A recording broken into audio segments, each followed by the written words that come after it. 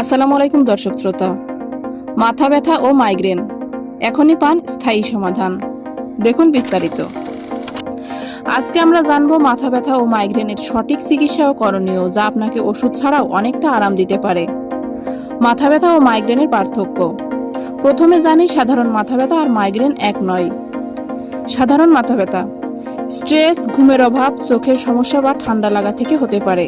Migraine তীব্র মাথা ব্যথা, সাধারণত মাথার এক পাশে, সঙ্গে বমি হওয়া, আলো বা শব্দে অস্বস্তি হয়। মাথা ব্যথার সাধারণ কারণ। মাথা ব্যথা হওয়ার কিছু সাধারণ কারণ আছে, যেমন পর্যাপ্ত পানি না খাওয়া, অতিরিক্ত স্ট্রেস বা চিন্তা, ঘুমের অভাব, চোখের পাওয়ারের সমস্যা, দীর্ঘ সময় মোবাইল বা কম্পিউটার ব্যবহার করা। এখন আসি করণীয়তে। জীবনধারার পরিবর্তন। প্রতিদিন 7 থেকে 8 ঘন্টা ঘুমান। প্রতিদিন অন্তত 8 থেকে 10 গ্লাস পানি পান করুন।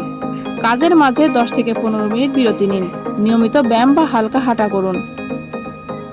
মাইগ্রেন রোগীদের জন্য বিশেষ টিপস। চকলেট, কফি বা অতিরিক্ত ঝাল খাবার কমিয়ে দিন। অতিরিক্ত আলো, শব্দ বা তীব্র গন্ধ থেকে দূরে থাকুন।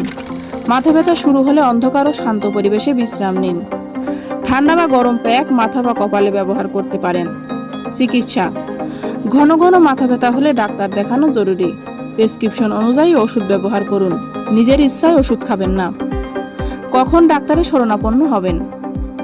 মাথা ব্যথা যদি হঠাৎ খুব তীব্র হয়, হাত পা অবশ হয়ে যায়, কথা জড়িয়ে যায়, চোখে সমস্যা হয়, তাহলে দ্রুত ডাক্তারের কাছে যান।